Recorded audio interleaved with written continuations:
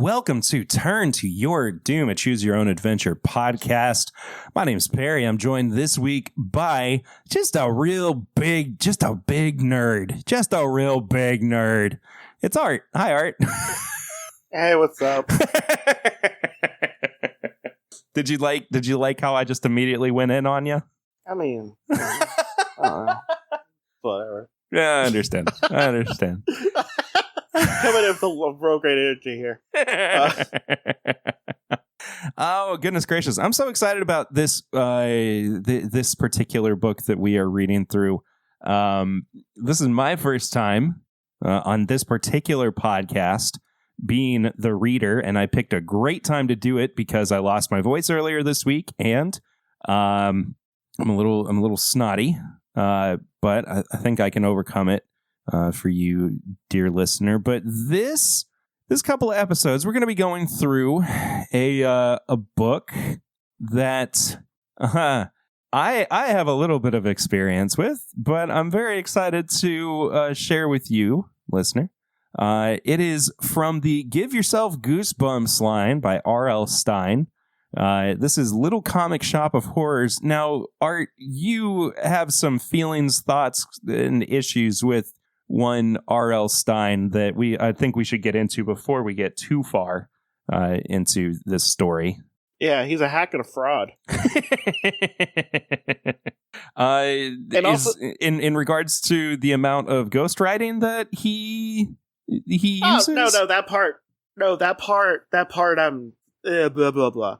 No, my problem is I feel like even if you have a successful series of stuff, if you're doing anthology stuff, your references to your other works should be, what's the right word? More like, hey, I recognize that reference than like, hey, you should buy this book type thing. He does a lot of, hey, you should buy this book and other books, and I hate that. Because, he'll probably come up with this one. Like, he'll reference, I don't know. It's just also, I don't know. I don't like him. I don't think he's, a great writer, necessarily. Even as a kid, I didn't really like him that much. But also as a fucking snob, so don't listen to me. About that. Well, to be fair, I mean, he's not the best. He's not the best person these days. He's also not, a great person. But, yeah. I also heard he was on the Stine fly logs. I'm joking. Wouldn't that be funny, though? Wouldn't that be a funny thing to show up? Oh, the amazing fight logs. Just one line. It's just like R.L. Stine. But it's also, on its own page. Yeah. It's the fact it's just down. Him multiple times, just for a whole month, just on that plane. Over and over again. Maybe a month after. What I'm looking forward to is all of the Epstein flight log edits where people put ridiculous names on there. I was thinking about somebody from adding on Bart Harley Jarvis from I Think You Should Leave, the baby.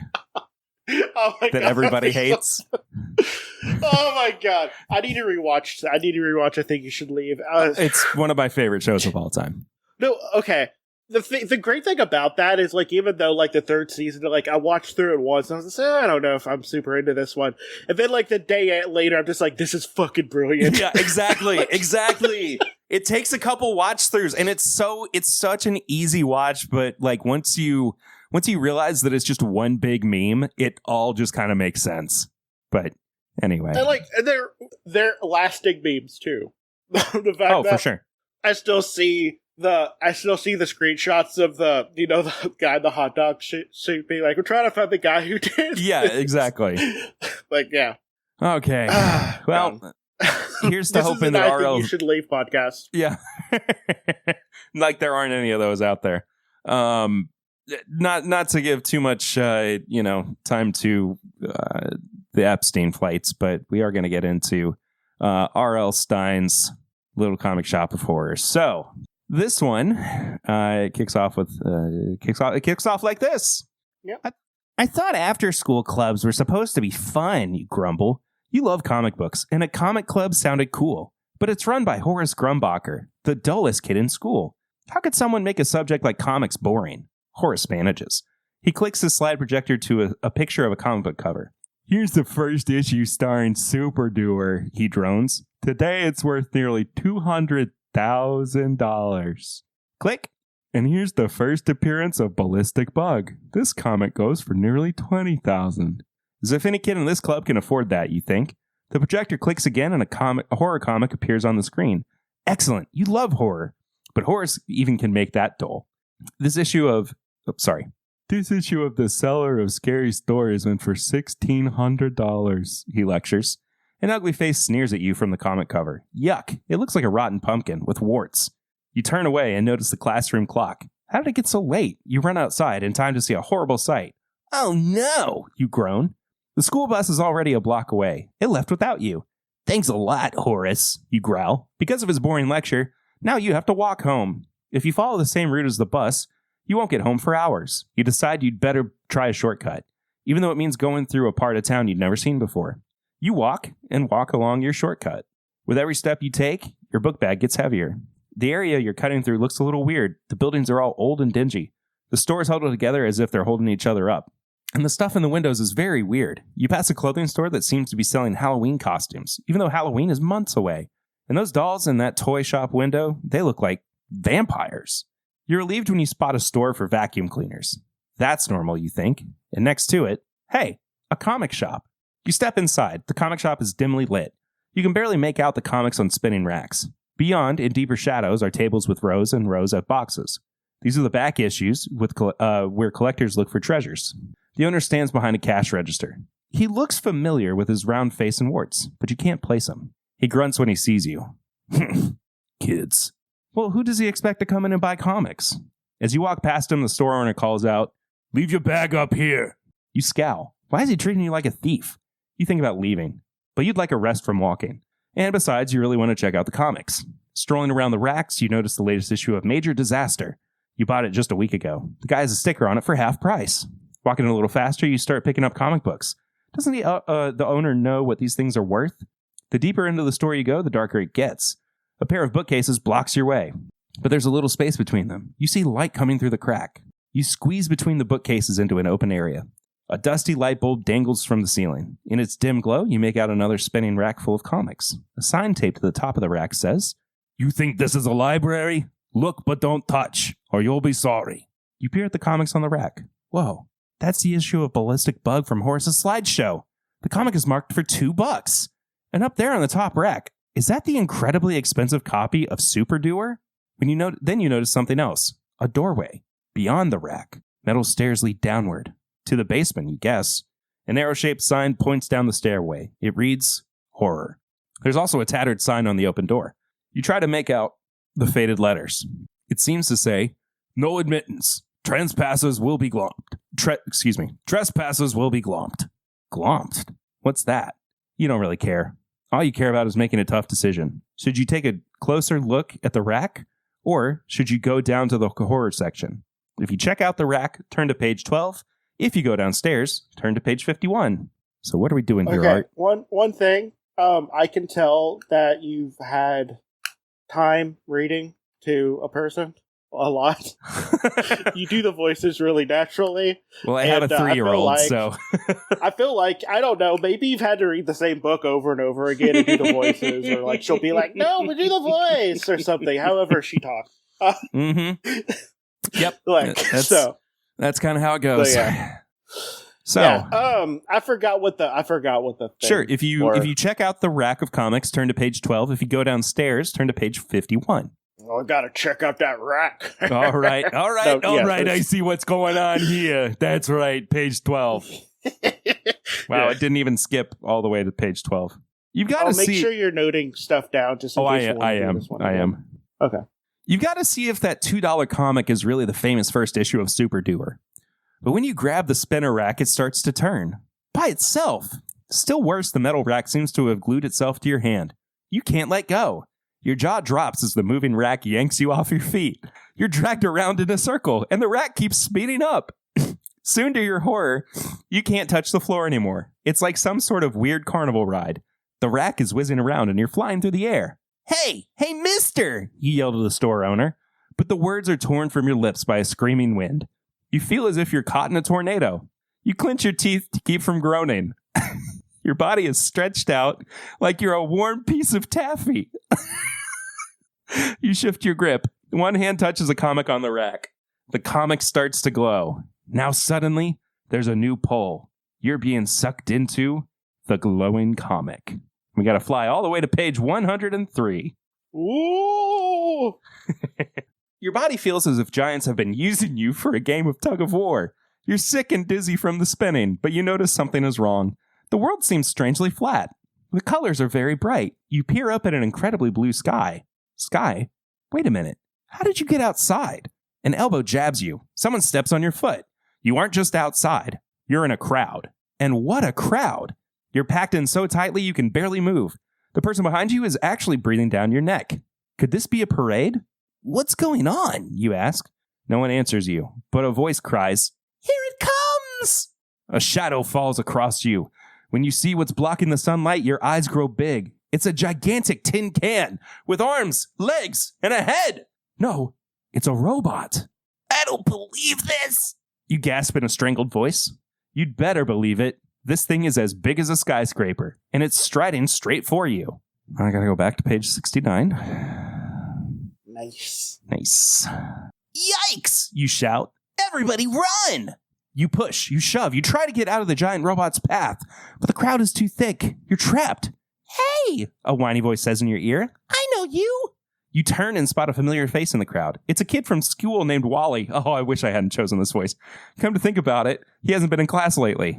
Where are we? You cry. What's going on? You just got here on the Spinnerack Express, huh? Wally asks. Okay, I'll make this fast. You're stuck inside a comic in the comic books universe. You roll your eyes. Yeah, right. It's true, Wally insists. Now here's the deal. My throat is going to be so raw after this. We can shift from comic to comic using a magic word, but if you use it too often, you'll turn into an ink blot. He shudders. It happened to the kid I was with. He tried, Alex. He tried to leave this comic. Now he's just a smear. You glance anxiously at the robot. It's awfully close. We'll be smeared. We'll be smeared too if we don't get out of here. The crowd still isn't moving, and the robot is only a couple of giant steps away. Have you used these magic words? You ask. Wally nods. I started out in another comic. I was some superhero's dopey sidekick. Then I met Alex, and we came here. All you have to do is think of another comic and say the magic words. Okay, that gets you to another comic. But isn't there a way to get back home? Back to the real universe? You ask. Wally glances at you. I think so. A mad scientist can send you, but you have to talk to him into helping you. You can barely hear him. People are screaming and bumping into you. What are the magic words? You beg. Wally closes his eyes thinking, then he yells, Guest shot! And he disappears. You think of the two comics you'd been studying on the comic rack. Both of them have mad scientist villains. Will the magic words take you to them? Time to find out. You close your eyes. To visit the world of Super Doer, go to page 104. If you like Ballistic Bug better, turn to page 66. How you feeling about this so far, Art? What was the first one again? I mean, I feel like, if you jump to another comic, you can definitely change voices because it's different genre or something. I don't know. I don't know. We're going to find out. But so I just want to say, too. What was the first one again? Sorry, go ahead. No, it's okay. We're maybe about 10 pages into this story. 10 total pages.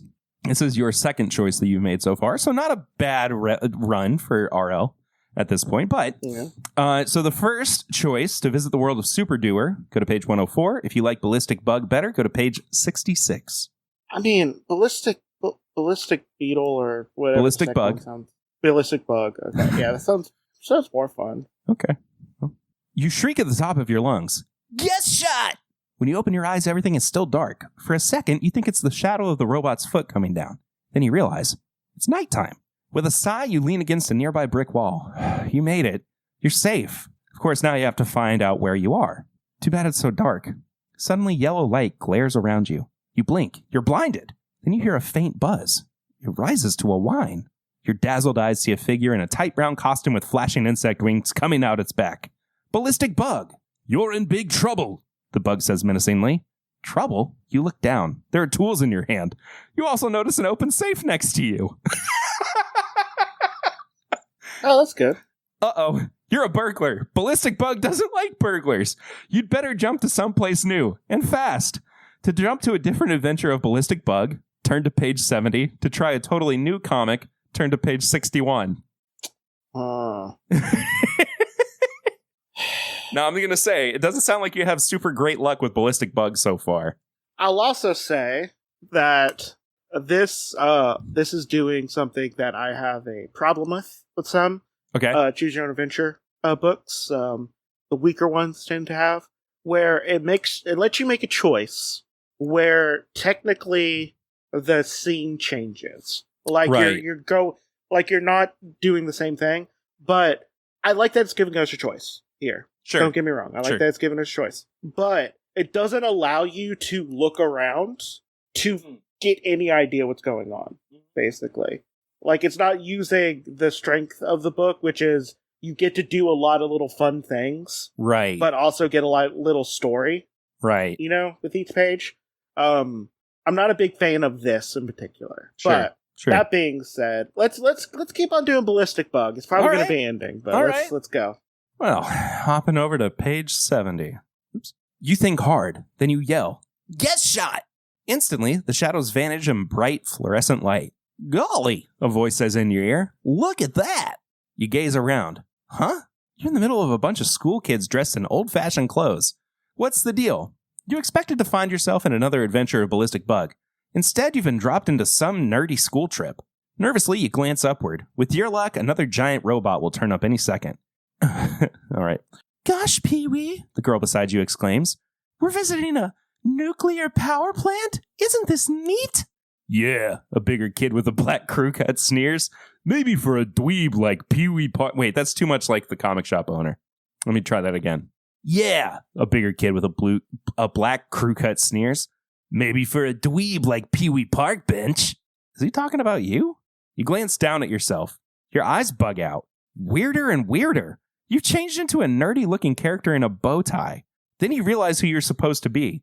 Pee-wee Park Bench, the secret identity of Ballistic Bug. Now, do you see where they're going with this? I see. So, whatever hotel R.L. Stine was staying in this weekend, Spider-Man was on, or old reruns or something. Yeah.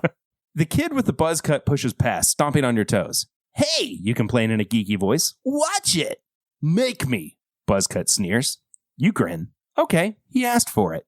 You try to call upon Ballistic Bug's insect strength. Nothing happens. Then you remember what the girl next to you said. This must be the famous visit to the nuclear plant. The one where Pee-wee gets his incredible superpowers. You don't have them. Yet. Make a note, sorry. Okay. You tag along with the tour group, thinking hard. You don't even glance at the huge, powerful machines in the nuclear plant. Instead, you keep your eyes peeled for a glowing insect. That's the creature that will bite Pee-wee Park Bench and give him his amazing insect. I hate Pee-wee Park Bench. It's the dumbest name ever, R.L. Stine. What are you doing? He's such a hack and fraud. And I know the thing is, I know it's not him writing. Yeah, thank God. I know it's not him because it's ghostwriters, but they have to write in his style. Anyway, that's the creature that will bite Pee-wee Park Bench and give him his amazing insect powers. At last, you spot the bug. Whoa, is that thing ugly? It's obviously some kind of nuclear mutant. Obviously. It looks like an overgrown roach with a huge, nasty stinger. You couldn't really see that part in the comics. All the pictures showed was a line in the air and the word bzzz. In the next picture, Pee-wee Park Bench yelled, "Ow!" Now you can see why. Do you really want to let that ugly thing sting you? True, you want to make sure comics history doesn't change, but you also want to get back home. Maybe you should just jump to some other comic and keep searching for a mad scientist. Better decide fast. The bug is coming your way. If you use the magic words to leap to another Ballistic Bug adventure, turn to page 15. If you let the bad bug bite, turn to page 116. So what are we doing here, Art? We going to a different comic, or are we letting the bad bug bite? I mean, we all seen this origin story like multiple times. I mean, Pee-wee Park Bench, he gets bitten by a big radioactive atomic bug. roach. Yeah.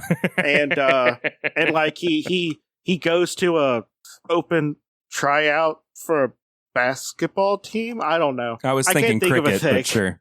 All right, so you're Cricket, saying page 15 for a different ballistic bug adventure. Yeah, let's go to another one where, hopefully turns into an ink blot as well. I don't know. Oh, his uncle Jim died because he didn't see the serial killer who passed him. Be like, hey, get out of my way, kid! I'm gonna kill someone whose name starts with J and has a nephew who he treats more like a son. And be like, oh, I'm not gonna. It's not that person. All right, well, let's continue. When you shout the magic words, the universe does another quick change. You spin through the air. Incredible brightness glares around you. Then you thud to the floor. You shake your head to clear your brain. You seem to be on a stage. You must be in an old theater or something. The blazing light comes from the fist of a man wearing black armor, goggles, and a metal face mask. It's Dr. Doof! Fuck. One of the greatest mad scientists in comics. He's also Ballistic Bug's worst enemy. And right now he's aiming his armored fists at you. Uh-oh, that means he's going to zap you with a blast bolt. Your brain is frozen with fear, so your body takes over on instinct. The gentle hum you've been noticing in the background rises into a frantic whine. Then you take off in flight. Hey, how'd you do that? There's something vibrating on your back. You crane to see over your shoulders. Wow, you've got wings! Giant shimmering insect wings. You're so astonished you freeze. That includes your wings, which stop beating instantly. You drop about 4 feet. Lucky for you, a blast of energy sizzles right over your head. The blast bolt. It explodes where you should have been. Your wings start to buzz again. You notice now that your body is encased in some kind of sparkling brown armor. Excellent. Your new guest shot is turned you into the star of the comic, Ballistic Bug. You zip around, ducking Dr. Doof's blast bolts. Then you realize you can fight back. You've got other superpowers besides your insect wings. You'd like to try out your Insecto-Electric Hornet Sting. That's a mouthful. Say that 3 times fast. But you're pretty far away from Dr. Doof. Should you try a blast from where you are, or should you close in so your aim will be better? Turn to page 56 for long-range sharpshooting. Turn to page 92 to make it up close and personal. Let's do some sharpshooting. Okay. All the way back to page 56. Oh my gosh. You fire your I can't even say it. You fire your Insecto-Electric Hornet Sting at Dr. Doof from across the room. And miss. Your shot smacks into a blast bolt Dr. Doof had aimed at you. The 2 bolts of energy explode together, throwing off rainbow-colored sheets of flame. But in the middle of the fireworks display, there's a gaping black hole. Oh, all right, I gotta figure out a voice. Behold, Dr. Doof cries in a loud, hammy voice. Our battle has sheared the very fabric of the universe. This hole could be a doorway to anywhere. Anywhere, you think? Could it be a way out of this crazy comic books universe? You buzz forward, ready to zip through. Then you think again. Doorway to anywhere? That sounds kind of risky. Maybe you should let Dr. Doof go first. If you go through the doorway to anywhere, turn to page 19. If you let Dr. Doof test it first, turn to page 100. Yeah, let's Dr. Doof test it. All right. I will say, so far, this is pretty straightforward. Yeah, they're it's not making bad. Big it's swings. Not bad. It's straightforward, but among some big swings, they're not making it. You hang back. You want to know more about this doorway to anywhere before you try it out. Dr. Doof steps forward. Fascinating, he exclaims, leaning into the black opening. Then, with a fearful cry, he's sucked in. This next line is so good. Doc! The cry bursts out of you. Your arch nemesis, you're all of a sudden worried about him. Dr. Doof clutches the edge of the black hole with one hand. He holds the other out to you. Help me! He shrieks. You don't want to go near that hungry hole. Boy, if I had a nickel. But you're supposed to be a hero, aren't you? So you grab hold of Dr. Doof's arm and pull. Your wings whine with the effort. The mad scientist suddenly pops out. He sprawls on the floor. The hole disappears with a sharp bang. And Dr. Doof grabs you by the throat, shouting, Sucker! Yeah, we probably should have thought about that. Yeah. Your wings buzz frantically, but you can't break Dr. Doof's chokehold. Now I've got you, insect! He roars, shaking you. You try every trick you ever read in a Ballistic Bug comic book, but nothing weakens the grip of those steel-clad fingers. You're about half a breath short of choking as Dr. Doof climbs to his feet. But then the evil doctor hauls you close and whispers, "Have you gone completely batty, Bug? The sting bolt of yours wasn't in the script." Script. Okay. Okay. I'm sensing something coming up soon. I'm How you feeling, Art? I don't know. Yeah, that's fair. That's fair. I don't know. It depends on what the next thing happens. It's either going to be, I'm either going to give praise or I'm going to be real upset. Well, let's read and find out. What script, you sputter? Oh, ha ha, very funny. Dr. Doof snaps. He shifts his grip on your throat.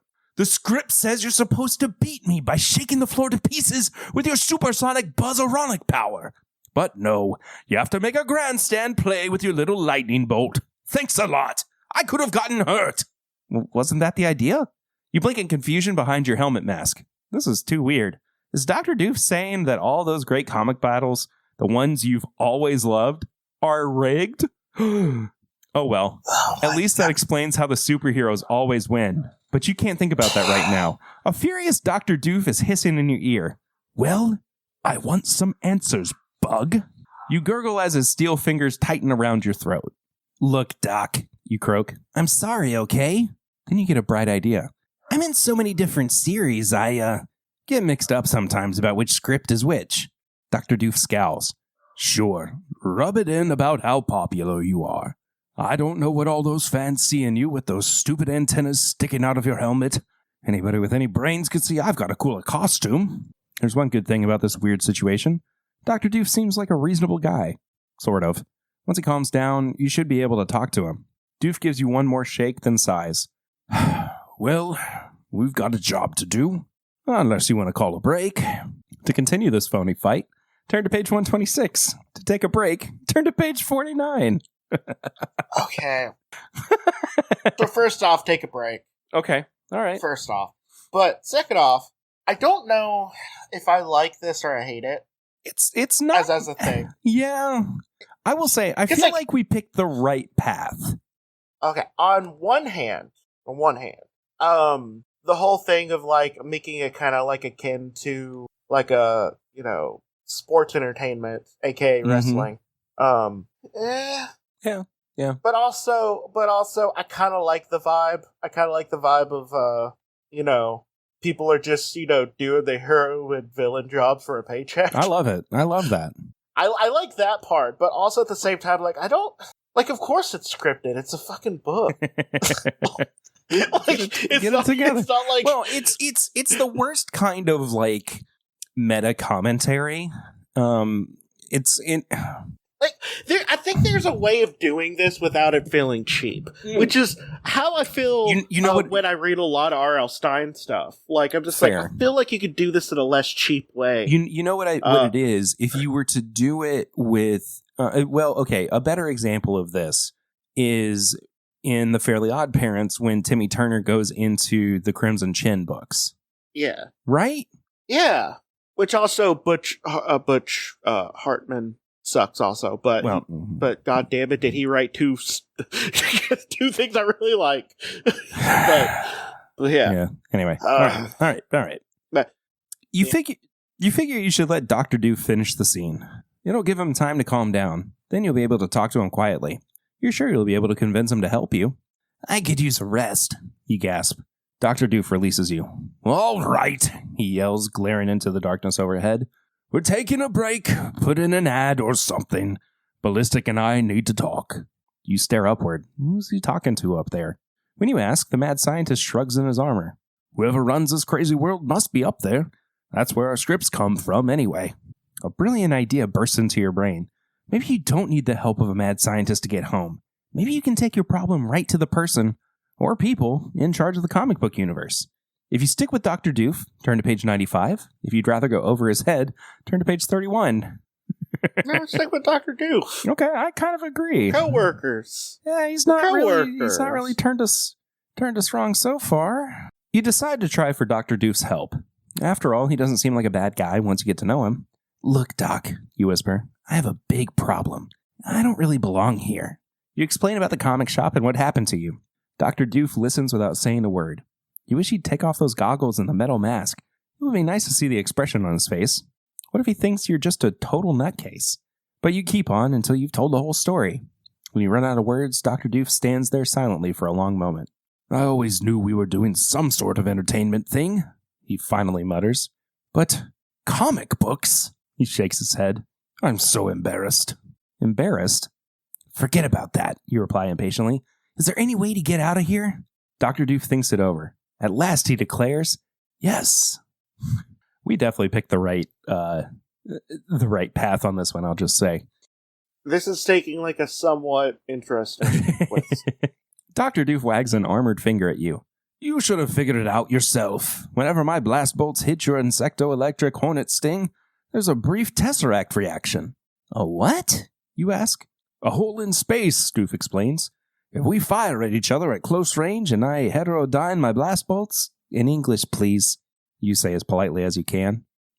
And little words, no doubt, Dr. Doof huffs. All right. We'll make a hole in space and step through. Whatever. Let's do it, you cry. You stand face to face with Dr. Doof, readying your weapons. On 3, Doof calls out. 1, 2, ba-boom! When your eyes finally clear, a shimmering black hole floats between you and Dr. Doof. Dr. Doof suddenly leaps into the hole. Wait, you cry. Where does he think he's going? And then you hear him scream. If you follow Dr. Doof, turn to page 10. If you look before you leap, turn to page 90. Why would you not look before you leap? Why would you ever not look before you leap? So I'm hearing page 90. Okay. Yeah. Like, who doesn't? Like, you need to at least look to see you're not jumping into like a shallow pool of... It's true. Like spikes or something. Doc! Hey, Doc! Are you okay? Oh, wait, sorry. Doc! Hey, Doc! Are you okay? You shout into the hole in space. No answer. Taking a deep breath, you stick your head through the hole. You blink. You're gazing at an everyday street outside a very familiar comic shop. Dr. Doof is standing there, peering in the window. What were you screaming about? You demand. This world is so different, Dr. Doof replies. His voice shakes. You realize he's used to the flat, bright universe of the comics. Yeah, you reply. I guess the colors seem pretty dull. It's a drab world, Dr. Doof agrees. But a whole new world for me to conquer. Dr. Doof wants to conquer your world? You never thought of that possibility when you asked for his help. You've got to stop him. But how? Then you notice something. Even though you're halfway into your own universe, you've still got the costume and the wings of Ballistic Bug. You can stop Dr. Doof just the way the hero does in the comics. Oh, no, you don't, Doof, you cry. You try to leap toward and grab Dr. Doof. But you can't move. The hole in the universe is shrunk. And you're stuck. Dr. Doof laughs. Soon the hole will close completely. It's curtains for you, Bug. Then he strolls off to terrorize your hometown. Doof, come back! You shout helplessly. Well, at least your top half made it home safely, but the shrinking hole cuts off your rear. The end. Okay, I guess... Okay. Wow. Okay. Wow. I guess we just jump through without looking. Okay, so do you want to go back? Yeah, let's go back. Okay. Let's. So we're going back to page 13. Okay. Sorry. Hole in space. In English, please. We'll make a hole in space. Also, that's another thing that I just like really fucking hate. And I'm glad that people don't do it as much. That trope be like, in English, please, when someone says something complicated. I hate it. You know what you could say instead? Be like, can you simplify that? Or blah, blah, blah. Like the whole, like, can you say that in English thing? I don't know why it frustrates me to no end. And also, even with like technobabble and stuff, like, right. There's gonna be words you understand in it still. Like, you might not understand, like, clues. Like with context clues, like you should be able to understand something. And like if you don't understand a word, you ask what the word is, like a normal fucking person. Like, you know, someone said a word I didn't understand the other day. Like, I was like, oh, I never heard that word before. What does it mean? Guess what? They explained it to me. And you learned. Because they're not like somebody assholes. normal. Yeah, exactly. Yeah, God, it's just so annoying. Like, if you don't understand something, just ask. it's okay. Maybe it's because I'm neurodivergent, and I'm not afraid to admit that I don't know something. Right. Maybe that's it. I feel like is it a thing that neurotypicals don't like learning or something? Do they not like looking like they don't know something? Is that a thing? I would say yes, because that's a big defensive mechanic that people employ. But I don't even know. I don't think it's neurodivergent, because it's something that a lot of people, I mean, it's just common for people to want to learn, right? Well, but like, I just don't understand like why you would be defensive about not knowing something or something. Like, hell, like I had I apparently like did not learn effectively what like amphibious meant. Like, I just took the wrong thing. And I realized I didn't know what that was when I noticed that people would be like, "What do you mean?" and stuff. And so I'd be like, and I asked like, "Hey, I don't think I'm saying the right word when I'm saying this, blah, blah, blah." Like, right. Sometimes, I don't know. Like, why don't people just ask for things, knowing that, like, hey, what's that? Or something. Like, does that just get beaten out of people with, like, after they're kids or something? I don't know. It's annoying. I think so. I think it's fair to assume that, but... Yeah, I don't know. Maybe people just don't like... Well, okay. I noticed a lot of people don't like children, so maybe the idea that you should learn things, they also hate. Because children like learning things. That's true. Maybe. Keep a childlike mindset, everybody. Yeah. You ready for this? They have a lot more fun than adults. That's true. I hope you're ready for this one. All right. No time to worry about where you're going. You leap into a tornado of light. It whirls around you faster and faster. Your body stretches like taffy. Then, with a snap, you're back to normal. You're in sunshine, in the middle of a street. A horn blares behind you as a school bus screeches to a halt. Wait a minute. It's not just any school bus. It's your school bus. The one you missed at the start of this strange adventure. I would have stopped, the annoyed bus driver tells you. You didn't have to get yourself almost run over. You climb aboard, clutching your school books. Where did they come from? You don't know. What happened to Dr. Doof? Certainly there's no sign of him here. A breeze blows a piece of paper through the bus window. It's a page from a comic. It has only one large panel. A chill runs down your spine when you see the picture. It shows a horrified Dr. Doof frozen in the act of jumping through a hole in space. The end. Can I tell you another thing I don't like? Like what I feel like in bad choose your adventure books. Mm-hmm. Mm-hmm. So, okay, I feel like choose your adventure books podcast. I mean, the choose your adventure books. Your character should be happening upon a story. Like the story's not happening to them? If the story's not happening... Well, the story's happening regardless. They happen upon it and make changes. Okay. Because they're there. Okay. So a good example of that would be, Dr. Doof went through this portal, and you go after them. And one of the sides should be, hey, you take a little bit of time, and you get basically, vivisected, or bisected, I should say.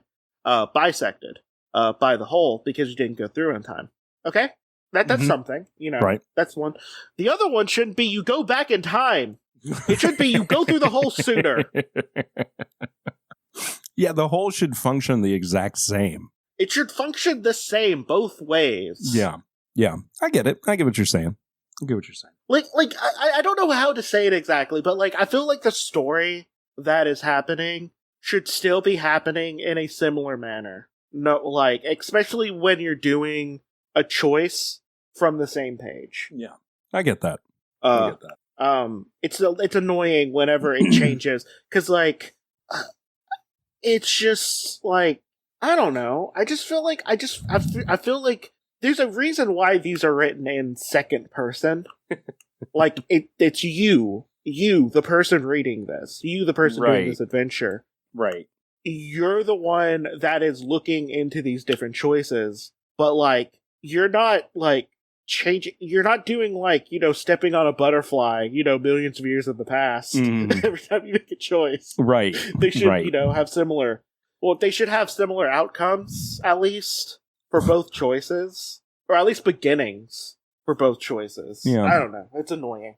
Well, this happens a lot in these with the R.L. Stine ones. Well, I hope happens a lot. I hope you're ready for more of these, because this is the series that I'm locked into at the very least. Okay, well, at least I get to read at least I get to do a bunch of really good unicorn-based stories. So.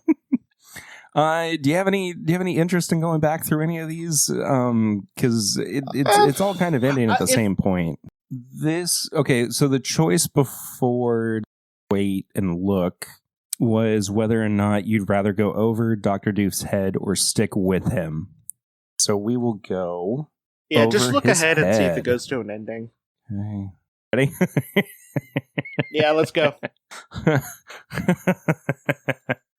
Hang on. I gotta make sure I note this.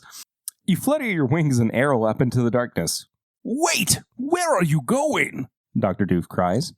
I'm going to see if I can get away, you answer. You fly higher. You still don't see anyone. Hey! Hey! You yell. If there's anyone up there, listen! I'm not really Ballistic Bug, I'm just a kid who got trapped in a magic comic shop. You're gasping from the effort of flying so high and so fast. White spots form before your eyes. Wait a minute. They're not spots. They're stars. No. You're out. Go ahead. No. Please. No.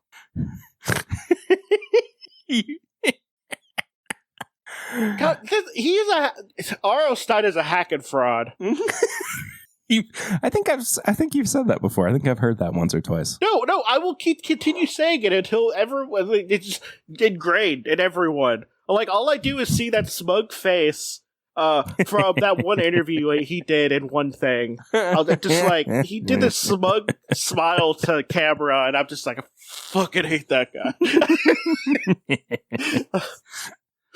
All right, hang on. You're out of time, out of air, and out of luck. You're already plummeting back to Earth as you black out. Next month, the new issue of Ballistic Bug is due to hit the stands, but when Horace Grumbacher arrives at his favorite comic shop to buy the new comic, it isn't there. What was this voice?